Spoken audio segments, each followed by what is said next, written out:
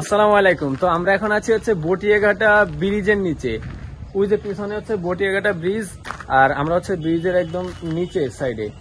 এই এই নদীটা মূলত শুকায় গেছে। এই যে এই নদীটা হচ্ছে পুরো এই পানি ভরা ছিল, এই পর্যন্ত পানি ছিল। আর এক সময় এই যে এটা দেখতেছেন, এটা ফেরি ঘাট ছিল, মানে এখান থেকে ফেরি যাতায়াত করতো, মানে পার হইতো সম্ভবত। আমি তখন মনে হয় হয়তো ব্রিজটা ছিল না।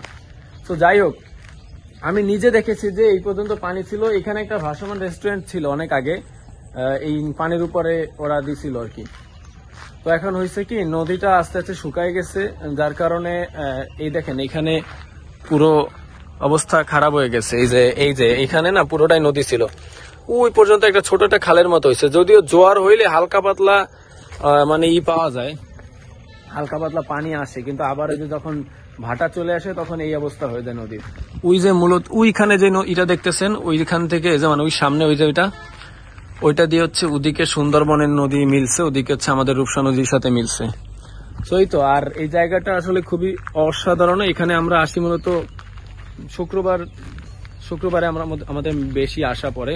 আর এই দেখেন পিছনে আঙ্কেলরা গরুর করতেছে, ওইখানে গরু। তো আর আমি এখন ভিডিও করতেছি আইফোন 11 প্রোর পিছনে ক্যামেরার ওয়াইড অ্যাঙ্গেল লেন্স দিয়ে।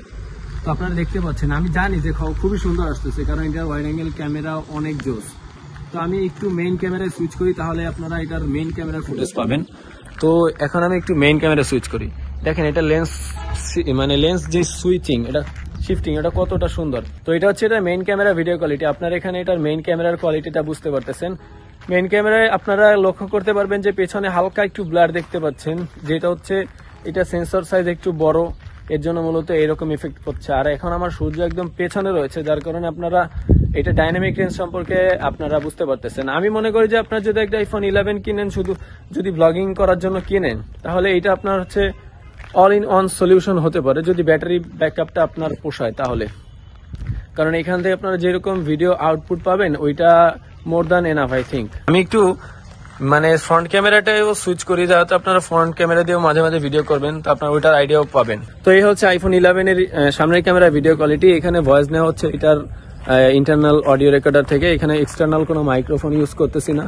সো আপনারা একটা প্রপার ধারণা পাচ্ছেন যে এটার সামনের ক্যামেরাতে কেমন ভিডিও কোয়ালিটি পাবেন। তো আমার মনে হয় যদি আপনি পেছনের যে আল্ট্রা ওয়াইড লেন্স রয়েছে ওইটা ইউজ করেন, তাহলে আর কোনো কিছু ইউজ করার দরকার হবে না, কারণ এটা আল্ট্রা ওয়াইডের ক্যামেরার যে কোয়ালিটিটা খুবই সুন্দর।